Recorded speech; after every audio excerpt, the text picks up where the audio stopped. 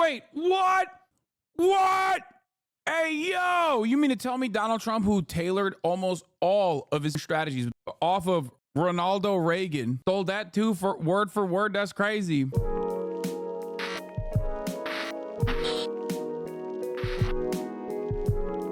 saying it. Some more news broke this down so great how Dems thought they had to go right. Okay, let's just hear what he had to say about how he broke the Democratic Party. People don't really talk about what Reagan did to the Democrats, mainly because their evolution is more like a series of reactions to Reagan's popularity and policies. But there's a strong case to be made that without Reagan's political victories, the left-leaning party would be leaning a lot more left. But it's not all Reagan's fault. In fact, you can pin a lot of it on Jimmy Carter. Sorry, I know we all love the old elfish codger. Well, with the peanuts, and the guinea worm eradication, and the house building, and the huge dick. So, Long Jim came into office right at the end of both the Vietnam War and the Watergate scandal. Needless to say, people were fairly suspicious of public institutions. For this reason, Jimmy James, with the big old dick, originally ran as a Washington outsider, and by definition had to distance himself from New Deal politics. He was socially liberal, fiscally conservative, and ultimately his 1976 election win wasn't the big exciting, yes we can victory. For starters, he was running against Ford, the guy who took over after the crime guy stepped down. Americans were so unenthused that on election day, nearly half of all registered voters opted to stay home.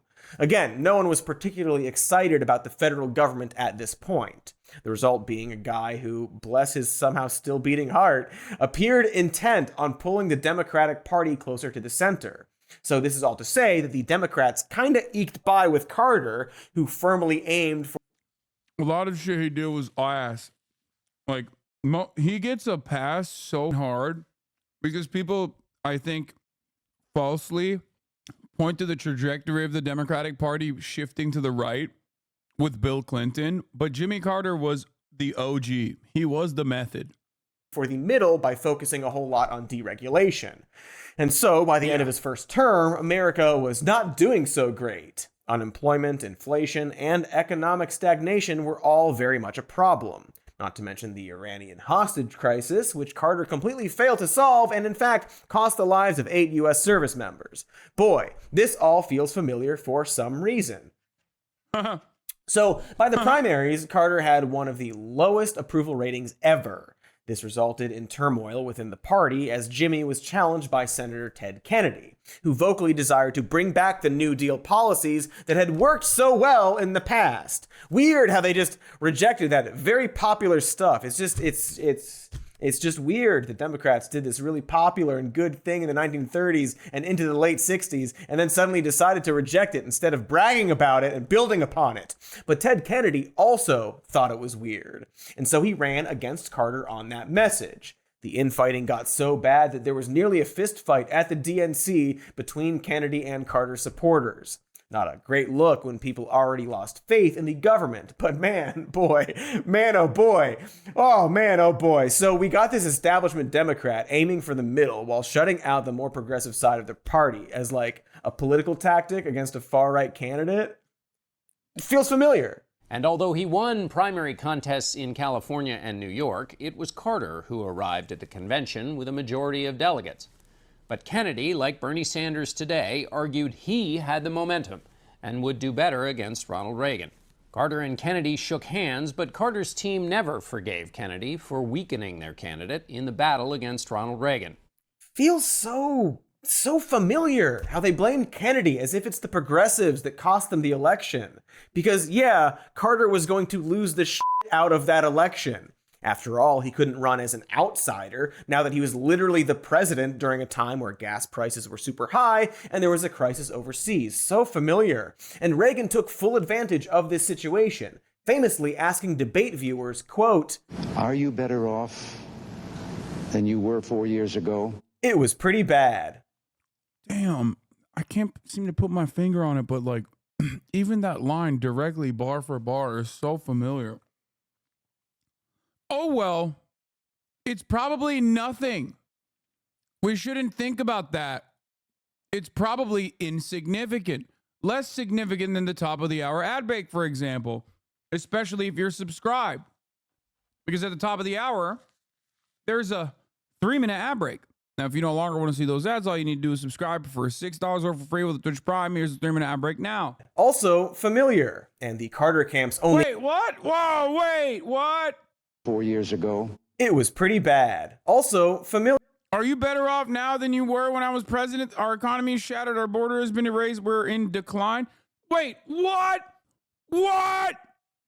Hey, yo, you mean to tell me Donald Trump, who tailored almost all of his strategies, with the exception of the immigration stuff, off of Ronald Reagan, stole that too for word? That's crazy. Familiar, and the Carter camp's only ace in the hole during their campaign was to point out correctly that Ronald Reagan, I mean, even Make America Great Again, by the way, was a racist. And while that was, again, accurate, voters at the time saw the attacks as mean and negative. Boy, the Democrats resting their entire campaign on how the other guy is racist and bad? Why does that feel familiar? Anywho, Reagan won, and his victory was seen as the end for New Deal Democrats, which, again, weird, since that shouldn't have been the lesson here.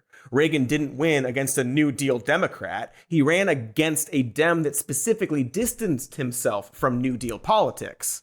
Odd. But despite this, Reagan's dominance caused a new shift to the center. You know, because many politicians don't believe in anything except what it takes to stay in office. In 1981, 37 Democratic senators joined Republicans to pass Reagan's first major tax cut legislation. That legislation slashed personal, corporate, and estate taxes. As a result, reducing federal revenue by $750 billion and pushing lawmakers to make excessive cuts to public programs in an effort to make up the difference. But at least we got to pay less taxes, yeah? Kinda. The bottom tax bracket, as in the poorest Americans, saw their taxes cut from 14% to 11%, which is not nothing. That's like less than $100 back in the 80s, depending on your income. So almost nothing. Meanwhile, the wealthiest Americans... Wait, who else did that? I can't think of it. I can't seem to put my finger on it, but I feel like there was another president that recently did that. Had theirs cut from 70% to 50% for a total of $6.7 billion. If that doesn't sound like much, keep in mind that this is 80s money. The richest American at that time only had around $2 billion, also in 80s money, and was one of the very few billionaires in the country. Weird how there are so many more billionaires now. I wonder how the rich kept getting richer like that. And by the way, when I say wealthiest Americans, I am referring to only 82,000 Americans total. In other words, the literal 0.1%. Anyway, that same year, a Democrat-controlled House easily passed Reagan's budget plan, which included massive cuts to public programs and a near-total evisceration of the welfare system, resulting in almost 500,000 families getting kicked off of welfare and over 1 million workers losing their eligibility for unemployment benefits. But it was a small price to pay to lower Donald Trump's taxes specifically.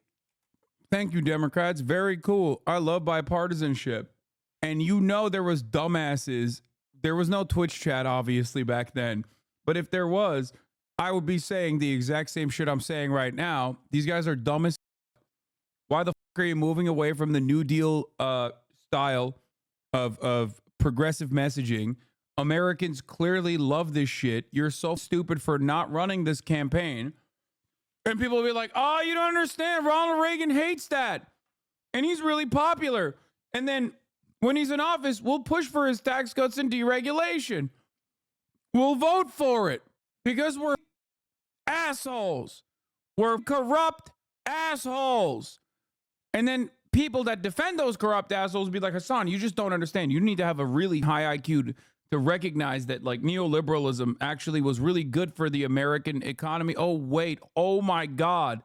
Oh, my God. It literally gutted all of our institutions. Oh, no.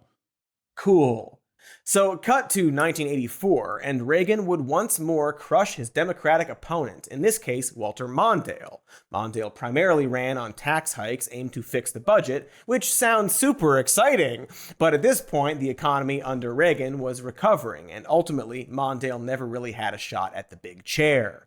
His big focus was the growing deficit and more abstract and long-term issues that completely failed to charge people up.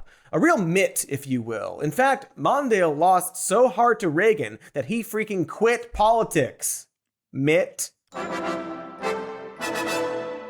Oh, snap! I guess he listened to me back in 2023. All right. Anyway, this loss caused the Democrats to continue to believe that their party needed to move even more to the right, specifically by It's so funny because Dems love losers so much they love Mitt Romney. focusing on fiscal responsibility and distancing themselves from the so-called special interest groups that originally glommed onto the New Deal. You know, unions, black people, women, environmentalists, gays, otherwise known as people. This continued to make zero sense since Mondale wasn't a progressive candidate, and if anything, the lesson here should be to stop aiming for the middle. Like, even political analysts at the time saw this move as a massive miscalculation, pointing out that the New Deal policies themselves were still very popular among the American public. Sort of like those polls that find that socialized healthcare is popular among American voters as long as you don't call it that. And this misguided idea that New Deal liberalism and progressive policies were unpopular dug in even further after Michael Dukakis lost to George H.W. CIA Bush, Reagan's vice president, in 1988. Now, Who may or may not have killed JFK. May or may not have. He does not remember what he was doing in Dallas at the time. He was there. He just doesn't remember what he was doing that day. We don't know. We don't know if he was responsible. He simply does not remember. He was in the area and he can't recall.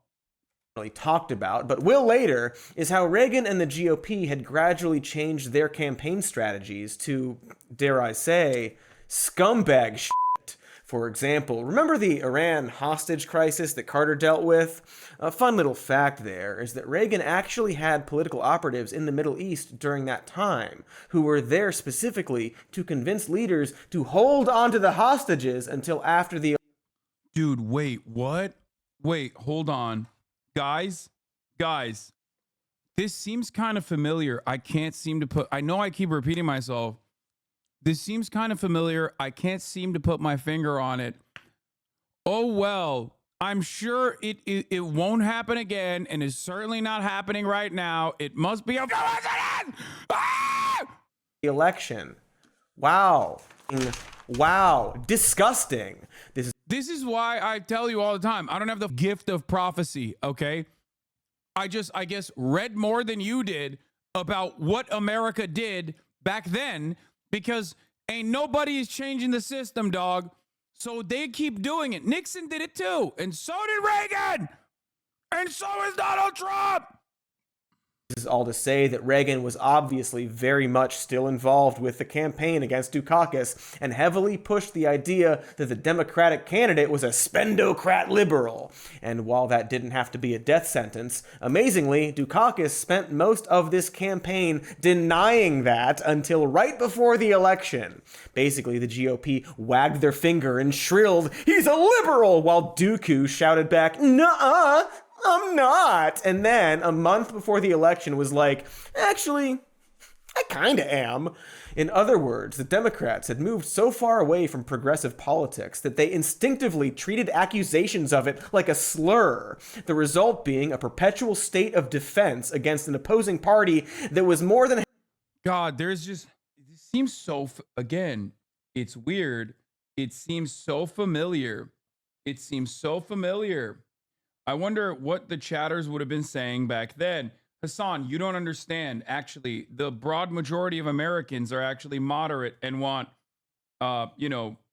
tax credits for new startups being launched. They definitely hate broad, sweeping, progressive, universal programs. They hate that. I think one of the funniest aspects of this never-ending cycle of stupidity is the objectively false notion that like Democrats are doing anything to win. Okay, they're not. Once you just drop that notion, this becomes much clearer for you.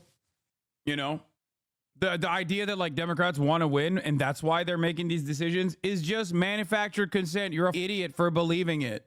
You are dumb for believing it. Some Democrats do genuinely think that this kind of attitude is actually going to help them win. But many don't give a okay? They're lining their goddamn pockets. If you can understand that about AIPAC, you can understand it about every other lobbying group. Happy to trash Dukakis for things like his mental health. Of course, there were other people helping Dukakis lose along the way. CNN, for one. Governor, if Kitty Dukakis were raped and murdered, would you favor an irrevocable death penalty for the killer? Oh, so that's where that Simpsons gag came from. Also, what the CNN? What the That question is designed to have no good. They did that to Bernie Sanders in Massachusetts, where they were like, you want prisoners to be able to vote? You want prisoners to be able to vote? Does that mean you want the Boston Marathon bomber to be able to vote? Also by CNN. Good answers. Holy.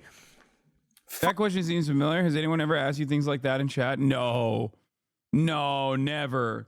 Chatters would never come in with that idiotic ass question. They'd be like, oh, what if your family members are raped and murdered? Oh, what then, libtard? Bitch, you'd want the death penalty then, dumbass. It's like, yeah, dude, that's why we don't make the victim's family members sit on the jury, you dingus. There's an entire reason for that, you know? Yeah. Understandably, you would be a little bit more emotional about it, but the law is not supposed to be that way. Do you want prisoners to vote, lol? Yes, I do. What are they going to do? Vote for crime to be legal? Is that what you think is going to happen? Yes, of course I want prisoners to vote. What are you, stupid? They're human beings, dog. One of the coolest parts of the American, one of the only good things about American democracy is that you can literally run for president from prison, okay? And one of the best runs for president did actually happen from prison, Eugene V. Debs. Now, having said that, I think on principle it's a good idea. It's a good thing, okay? But beyond that, I think prisoners should also be able to vote. There is no better way to ensure that there's some kind of reform. They're already collected in the census data. It is ridiculous. They're enslaved. They are, not only are they like legally slaves, okay? That is what they are. It is in the law, okay? Not only are they enslaved, they're also, playing a role in how large the district is and what kind of funding the district gets, but have no say in where that funding goes. They're still human beings. It's crazy to me that, like, fundamentally, I think one of the worst aspects of the 13th Amendment that plays a major role in Americans, like, backwards thinking in terms of, like, what prison is supposed to look like and what prison is supposed to be for, okay, is that slavery is not illegal across the board. That slavery can still be utilized as a means of punishment.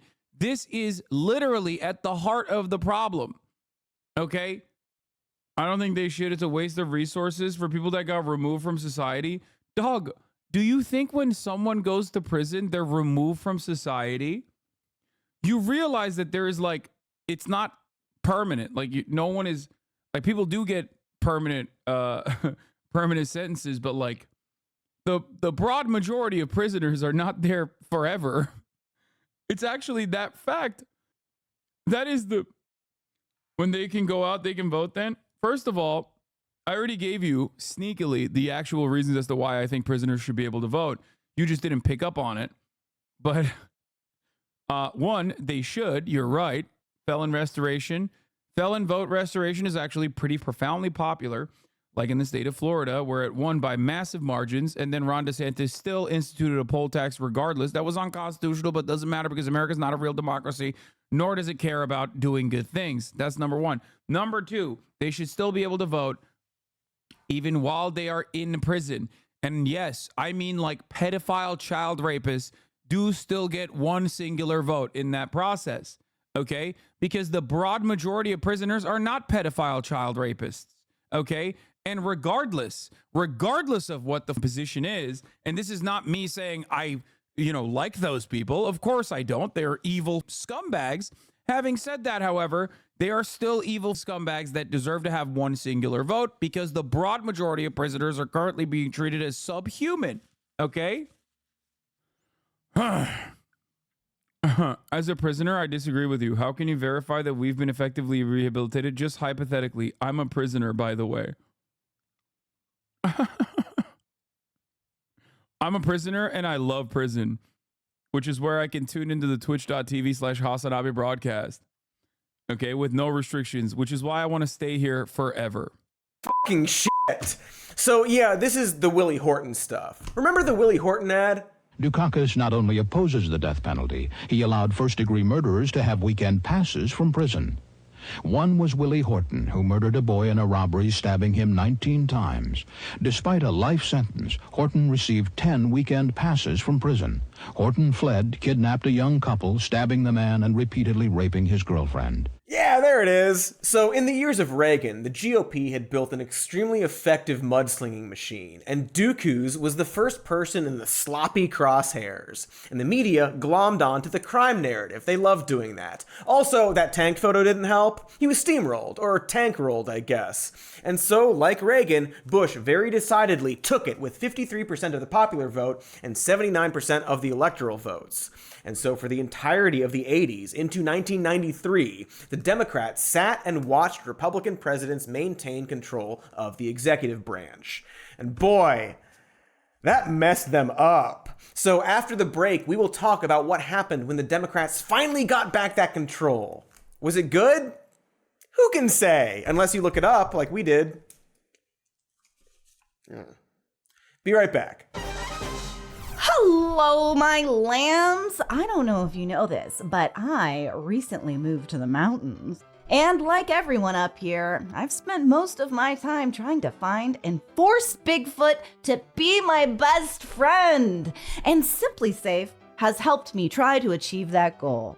Thanks to their camera system, I can sit up all night looking for Sasquatch on my property from the safety of being inside my house. My Sasquatch. My Sasquatch.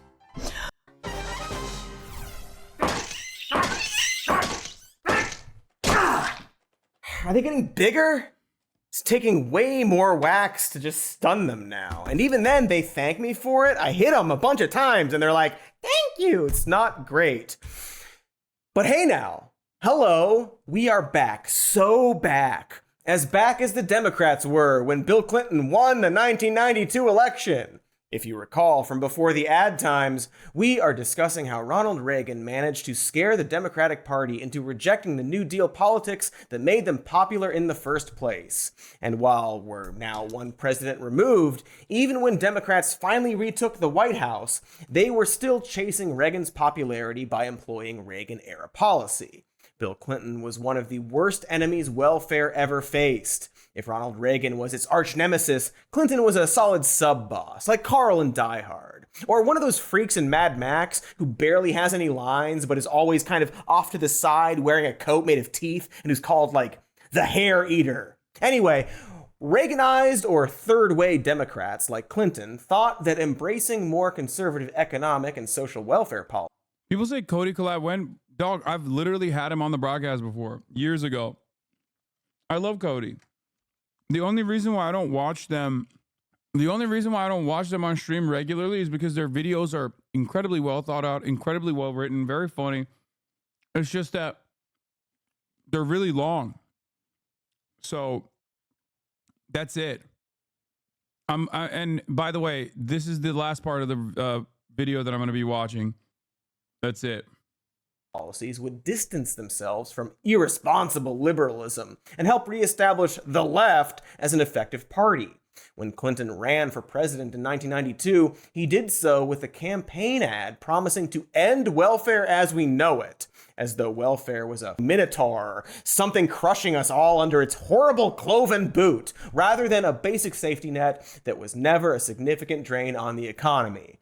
And when he was up for re-election in 1996, Clinton followed through on his promise, signing the Personal Responsibility and Work Opportunity Reconciliation Act, otherwise known as the Welfare Reform Act. The legislation got rid of the much-needed cash assistance program for low-income families and replaced it with TANF, or Temporary Assistance for Needy Families. At this point, many states have done away with the program altogether, or made it so hard to access the funds that a lot of people don't even bother. For example, as of 2015, 1.3 million families received benefits from TANF, which is only 15% of those that were eligible. The man made good on his promise to take one of the only public goods that exists in this country and execute it in the street like the end of New Jack City. You know the meme? Clinton played a number of other Republican hits on his saxophone while in office, including attempts to deregulate Wall Street even more and cut Social Security even further. The point is, in attempting to accommodate Reagan-era voters, the Democratic Party was gradually shedding any reason. Yeah.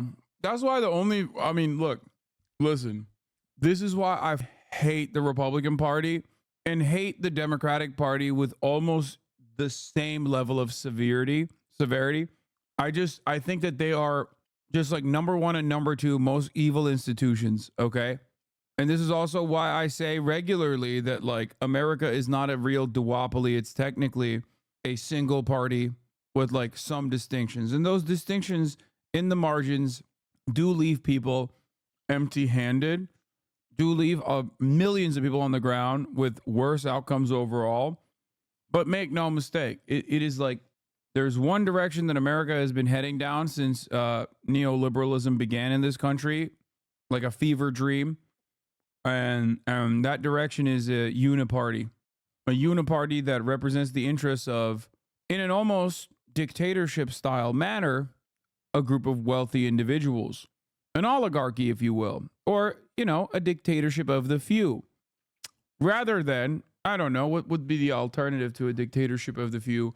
A dictatorship of the many, which I guess you could really think about as, you either have the 1% running the show or the 99% running the show. Americans personally think that 99% running the show is bad because they've been conditioned into thinking that the rule of the majority would be considered a tyranny of the majority. But the reverse of the tyranny of the majority is the tyranny of minority, which is what we have now. And I think if there's going to be tyranny, I'd rather have it be at the behest of the majority rather than the minority. A dictatorship, if it's a inevitability, would be far more preferable if it was a dictatorship of the many, maybe the dictatorship of the working class. Much to consider. A dictatorship of the proletariat rather than the bourgeoisie, capital owners versus working class. Anyone would ever have to vote for them in the future. It's like when a big budget movie, let's say a movie about The Rock saving Santa Claus, gets noted to death by executives trying to accommodate every possible audience demographic and ending up with a movie made for nobody that nobody wants to see. I mean, I'd still want to see this made-up movie where The Rock plays like a special agent for Santa, maybe get J.K. Simmons as the big man, stick Chris Evans in there, really bloat that budget, Can you imagine a movie like that existing? In theaters. This is not a Netflix movie. It is for theaters. So Clinton had a background with the Democratic Leadership Council, or the DLC, which had some cool extra skins, but ultimately just felt like planned parts of the game they didn't have time to polish in time for the main release. Also, the actual thing we're talking about, the Democratic Leadership Council, was founded in 1985 by Democratic Third way neoliberalism. Ooh, the third way, baby. The method. Strategists specifically looking to reshape the left after Reagan's Tyson-esque KO of Mondale in '84.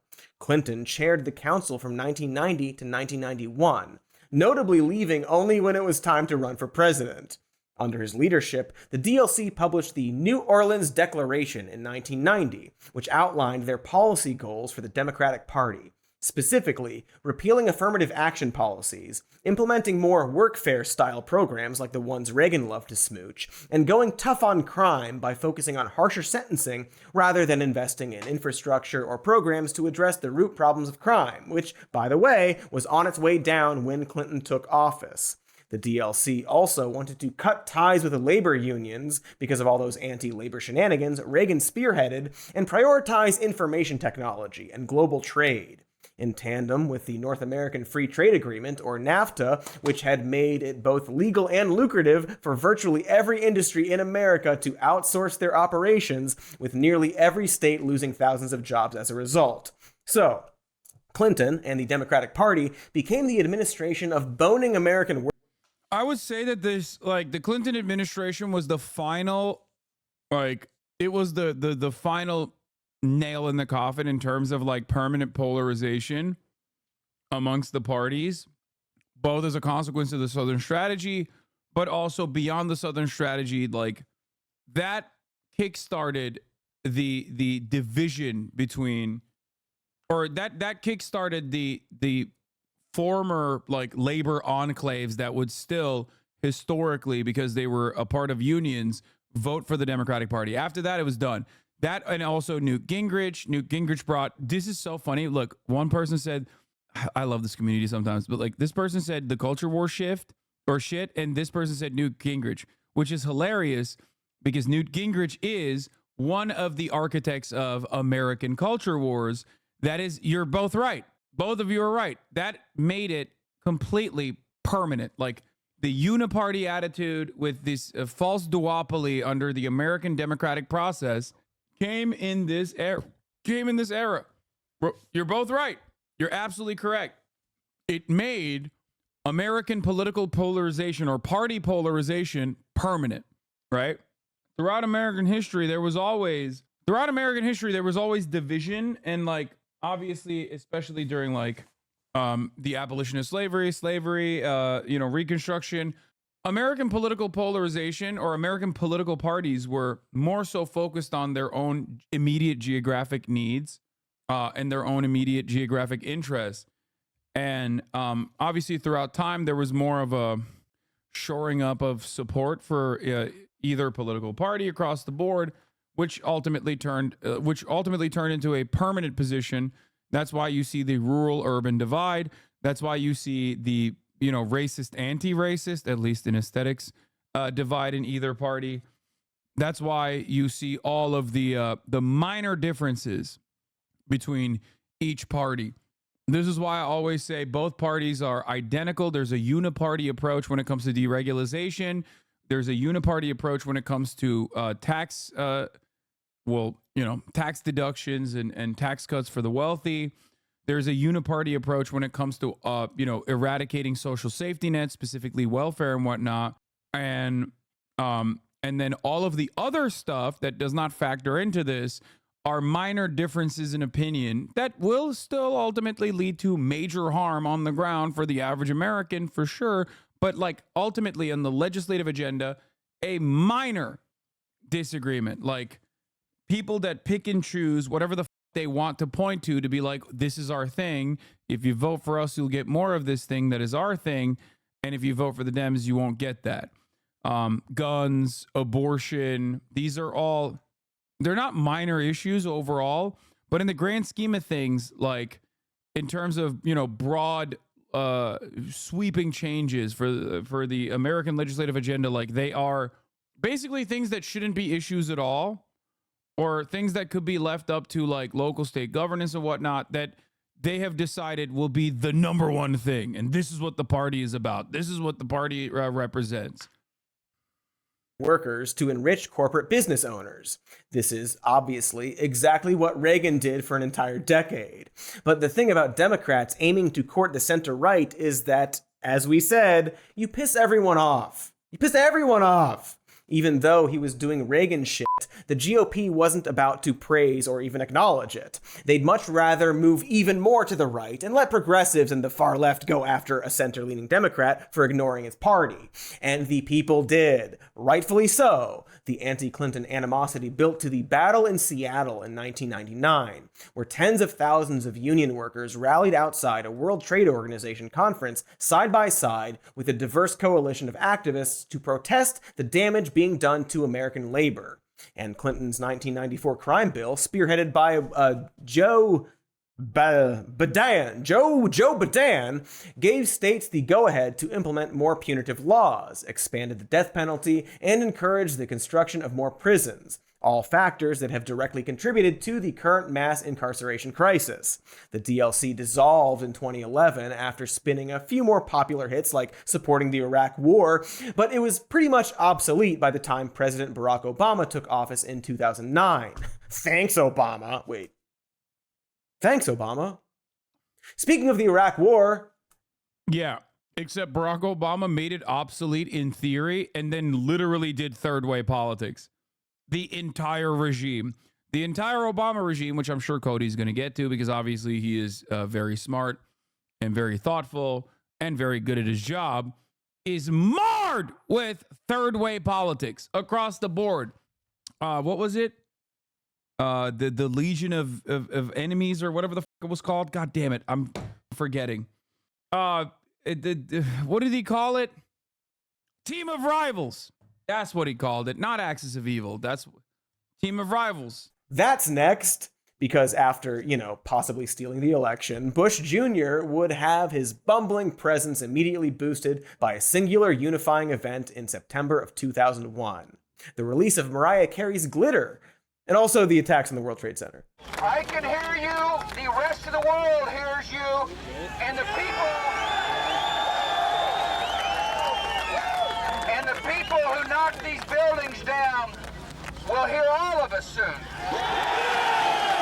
I forget if he was talking about glitter or the other thing in that clip, but you get it. It's not accurate to say that Iraq pushed Democrats more to the right, so much as it put them in a sort of political stasis. The centrist Dems were obviously all for the war, while anyone further on the left had to contend with most of the country, including the media, joining along. Like, here's Vanity Fair, a publication that Trump would probably call terrorist today, running a gushing profile on Bush titled War and Destiny.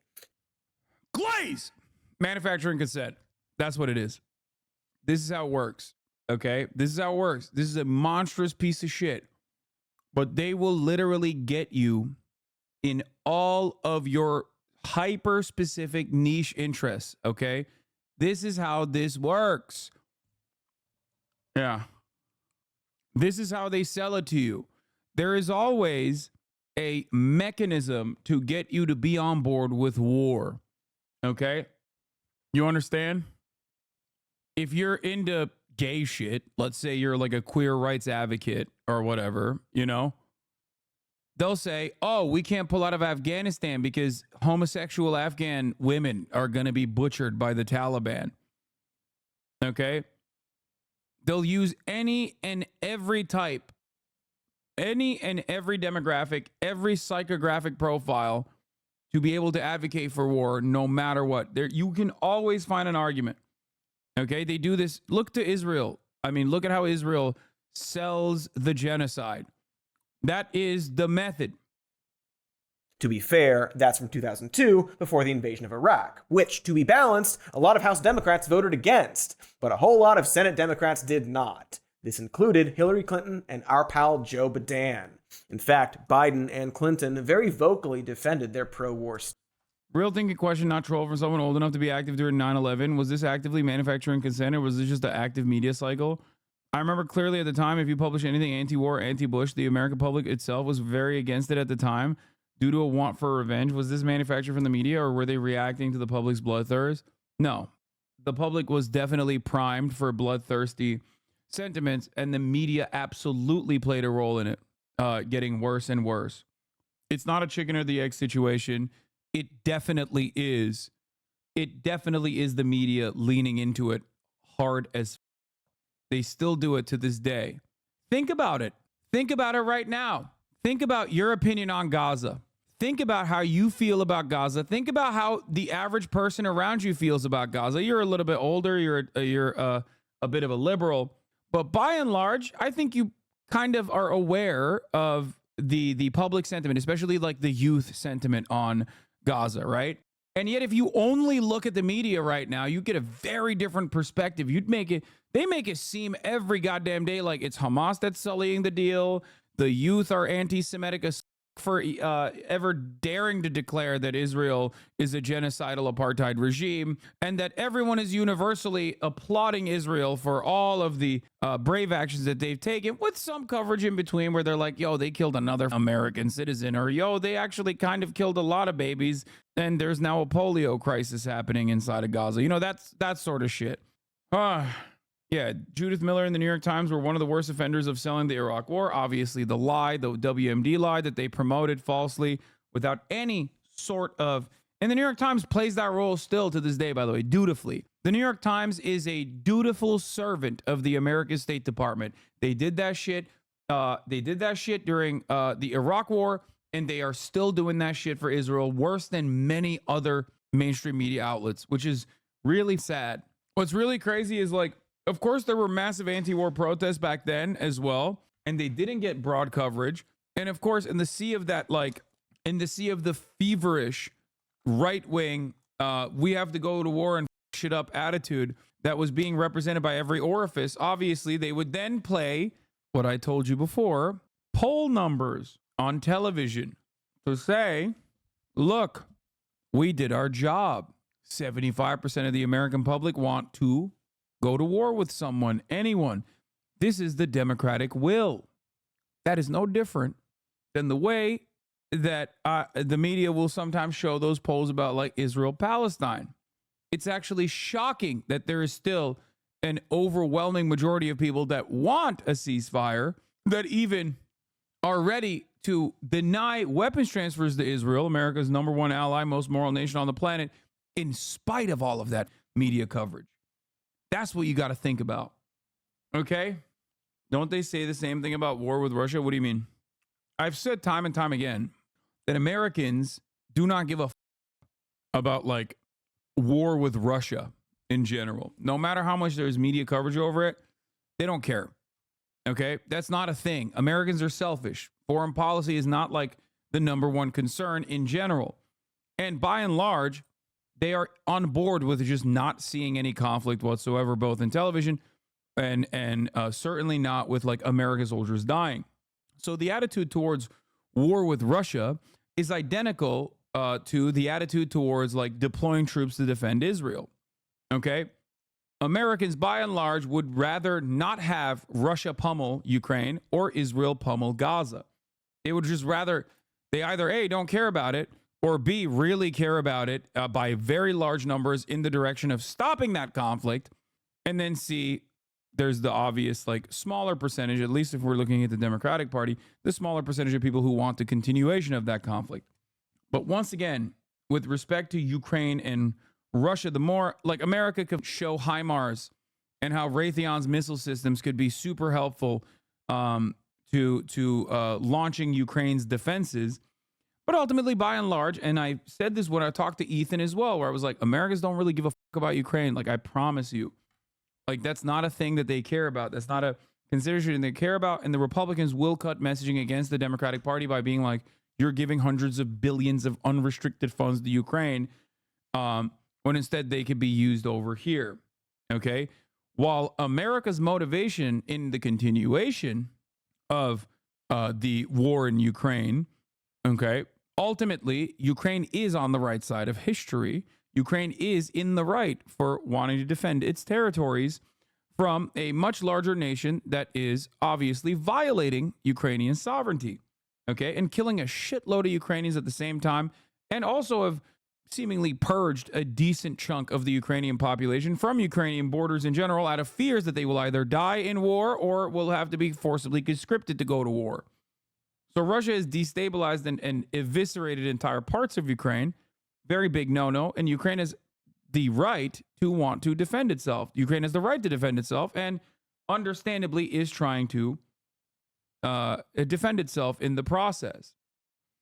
The issue here is that if you're asking me what Americans feel about it, they don't give a okay? They'll be like, yeah, Ukraine, we're pro-Ukraine. I get it. Slava Ukraini, But overall, they don't give it much thought. What is the media's motivation for selling the war, though? The media's motivation for selling the war is the same as the media's motivation for selling Israel's side on the Israeli offensive. Although we're on the objectively wrong side of the Israel genocide of Palestinians, and technically on the right side with defending Ukraine from Russian invasion, even if it is for the wrong reasons, we are on the right side on the Ukrainian front. Ultimately, the reason is the American State Department finds that to be our interest, so obviously the media will defend it and try to change people's perceptions as to the best of their ability. That's it. If America tomorrow, by some weird reason, by some weird change of heart, decided to be pro-Palestine, and the State Department communicated that being pro-Palestine would actually be beneficial to America's foreign policy goals in the region, then the media would slowly start. There'd be a lot of naysayers. Obviously, there's a lot of money at play beyond that. But ultimately, there would be a big change in attitude from even the likes of the New York Times. I 100% know that. There are no truly right sides in those wars, though. Yes, there is. What are you talking about? There is an obviously right side in both of those wars. Ukraine was invaded, okay? It doesn't matter what America's interest in Ukraine were. Ultimately, they were invaded by a foreign power, okay? Its sovereignty was violated. Its people were killed. There is absolutely, objectively a right side in that story. Just like on genocide that Israel is currently doing, which is even worse, there is objectively a right side there. The clear aggressor in that situation is Israel. The clear wrong party, the wrong good party is the Palestinians. The party that's in the wrong is the Israeli government.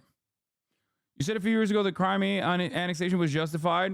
Can you explain why you thought that at the time? I don't want to go back into this over and over again. I have always brought up Crimea as a separate issue in terms of both its geopolitical interest for the Russian government in Sevastopol and also the demographic makeup of Crimea.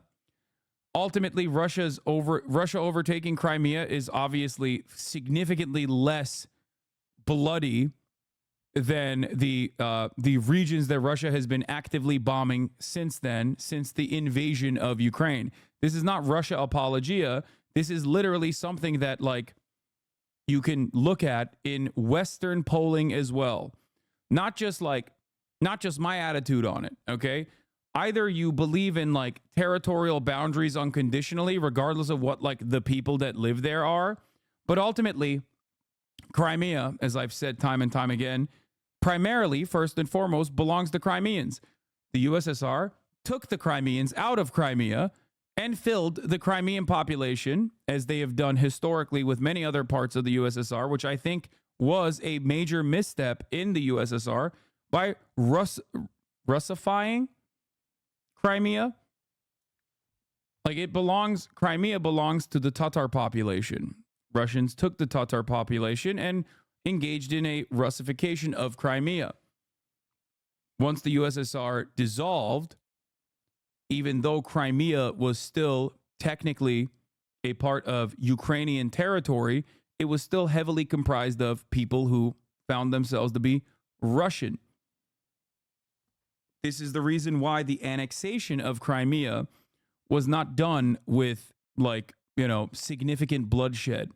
This is also part of the reason why Ukraine immediately blew up the USSR era built. Bro, shut the fuck up. I swear the 100K check is in the mail. Please stop. This is also the reason why I have always maintained the position that the Crimean problem or the Crimean annexation is very different than the invasion of Ukraine, the complete invasion of Ukraine, complete and total invasion of Ukraine. But yeah, they didn't do it as a part of deliberate ethnic replacement. They assumed that the ethnic minority would align with Nazi Germany, so they moved them back and then just moved Russians in to keep the farms and factories running. Perhaps a distinction without a difference. Yes.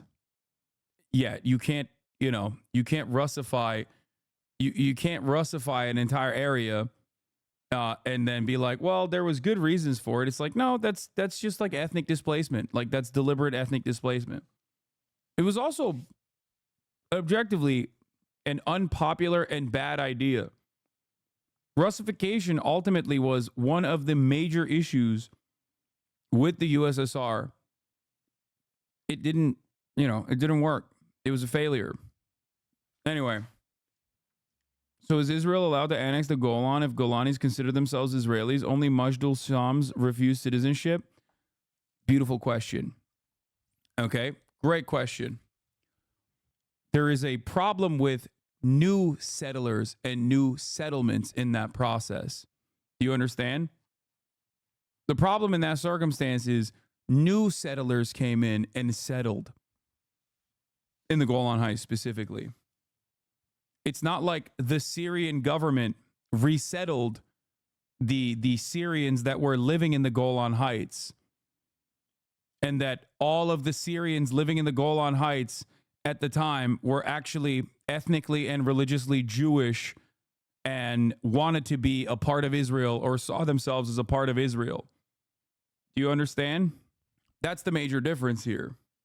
Like, the ethnic displacement and the Russification occurred far before the dissolution of the USSR, long before the dissolution of the USSR. There's a way to, there's a way to stop further harm from happening, and then there's a way to recognize the reality on the ground. This is also part of the realpolitik attitude that I have towards a one-state solution in Israel, because I also recognize that mass displacement of 750,000 Israeli settlers that are from every different part of the world, and some from Israel as well, Israel proper as well, would be a genuine, impossible, and often very uniquely cruel policy proposal. This is what a 1967 boundaries two-state proposal looks like. That is what that would mean. It would require an unimaginable amount of violence that is never going to happen regardless. Okay? This is why I'm a one-stater, because Israel made it impossible to be a two-stater during the peace negotiations, as they consistently kept settling and building and expanding settlements in the West Bank. While that would be the correct thing to do, right? Because objectively, like, what the they don't get to live there. That's not their place. That's not their homeland. That's not their territory. They're illegally occupying it. They're doing an act of terrorism. Okay?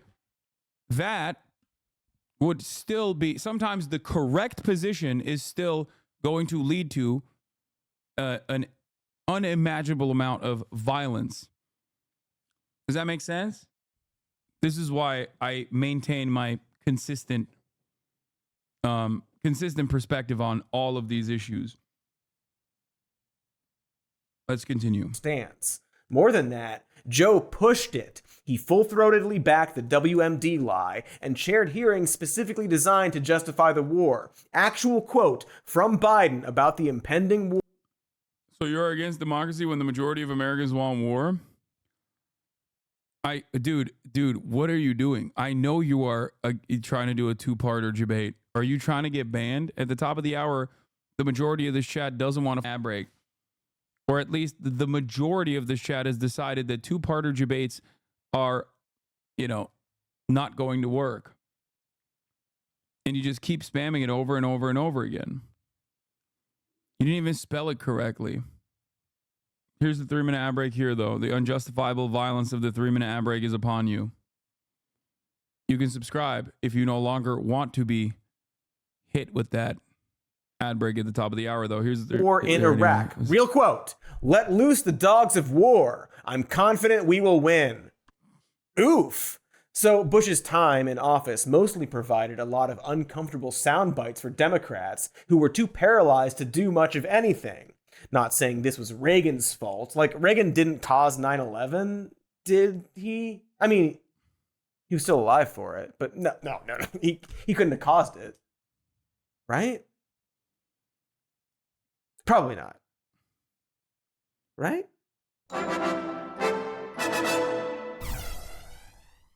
Probably not. Let's move on to Obama, because for the first time in a long while, America was in the perfect place to desire change. And hey, Obama literally ran on change. It was likely the first time that left-leaning and specifically young voters got to be excited about a candidate. But like what Reagan taught us, just because the face of the party changed doesn't mean the goals changed, even when the goddamn motto was change. Obama continued to be advised by third-way Democrats, which resulted in the deprioritization of income inequality, initially a significant focus of his second term. The idea was to steer him away from excessive populism or anything that gives too much money to people who really need it. Even in his first term, Obama championed cuts to safety net programs like Social Security as a shared sacrifice to balance the budget. Side note, it's extremely funny for any president to talk about making a shared sacrifice when presidents make a taxpayer-funded $200,000 pension every year after they leave office. Dude, to the one chatter who keeps saying, what do we do about the people of Golan Heights in a one-state solution? Dog, if you think 750,000 Jewish Israelis living in the West Bank is akin to 30 settlements comprising of 25,000 Jewish Israelis being moved out, I don't know what to tell you. They did this in Gaza, okay? The number was 8,000. They can do it in Golan Heights where the number is 25,000, okay? Like, I don't know if you're being intentionally obtuse or if you're trying to draw an analysis here and like compare it to Crimea's population, but it's not going to work because the Golan Heights is a relatively new in comparison to the rest of Israel, a relatively new territory. Okay? They can have the option of becoming Syrian citizens if they want to. I know that you don't care about any of these things because it seems like you're just simply trying to draw a comparison. It's simply for trying to like create a hypocrisy narrative here as a long-term community sub. This is part of the reason why I also like despise having this conversation, because I know for a fact that I'm literally Syrian. Okay, you're Syrian. I don't know if you're like genuinely asking me about this, but you know, the people can then get Syrian citizenship, and if they have Israeli citizenship and want to move into Israel, they can do that as well. Well, not Israel, but whatever this one state would be. The difference in this process is we're not having this conversation as the Russification of like Crimea is occurring. We're having this conversation many decades past that point, okay? Where neither the USSR doesn't even exist at this point. Why do you care what happens to the settlers? They're illegal? Great question. I think I already described this, but ultimately I do care. Like, I don't just simply view the law as the law. And I do also think about like the morality behind it. And yes, I think that the morality of 750,000 people being forcibly relocated would look like mass violence. 25,000 on the other hand could, especially because they haven't been living there for that long, you know, they could move. That's a little bit easier. There's still going to be violence there, but ultimately a little bit of violence in comparison to a lot of violence. Okay? That's the way I see it. Until they finally die.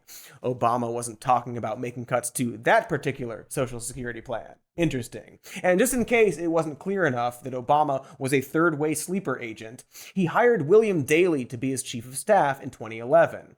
Daley is a third-way Dem who had been appointed to the board of Fannie Mae by Bill Clinton in 1993 and had served as an executive at J.P. Morgan Chase. And to be fair, he kinda had to court the right. During his entire administration, Obama and the Democrats had complete filibuster-proof control over the House and Senate for a total of 4 months. His entire presidency was obstructed by the GOP, or more specifically, this thing. Former President Obama left so many vacancies and didn't try to fill those positions. I'll tell you why. I was in charge of the of what we did the last 2 years of the Obama administration. I will give you full credit for that. Yeah, thanks, Palpatine. Is Joe Manchin considered a third way, or am I misunderstanding? Yeah, you could say that. They're just Democratic Party insiders who played the role of spoilers for. Do you believe that the violence itself is abhorrent, or that it wouldn't work in favor of Palestinians? No, I believe that the violence itself is abhorrent. Anyway, let's continue.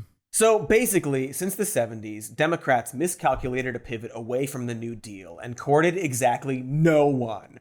I don't think that they miscalculated a pivot away from the New Deal. I think that they specifically did this because, they had corporate backing to do such a thing and made America permanently a single party, like a uniparty process when it came to issues that actually correspond to people's material conditions, people's lives. They were then conquered by Reagan and learned the complete wrong lesson from it, deciding instead to double down on their slow push to the right. And by the time an actual progressive-leaning and charismatic Democrat got in charge, they were furiously obstructed by the GOP, who were just so mad at Obama the entire time for some dark-skinned reason. And of course, we all know what happened once Trump won the White House in 2016.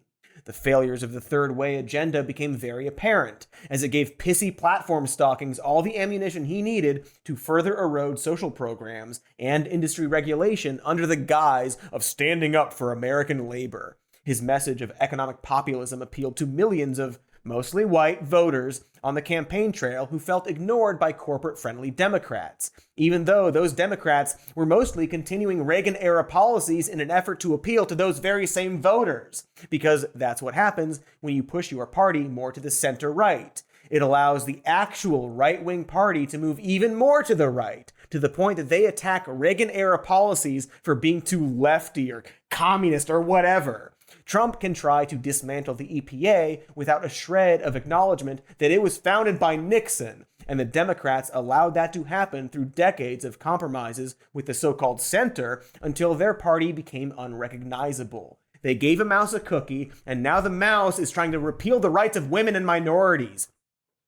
It's a real shitty mouse. And so now that we're talking about Trump, it's time to discuss the other side of this story. Let's stylishly back up like we're in a Guy Ritchie film. Anyway, the rest of it I don't really care about. Like, Reagan destroyed the GOP. Fuck them. GOP learned the right lessons, and for them and other racists and the right-wing think tanks and whatnot. This is a great video. I highly suggest you guys watch it.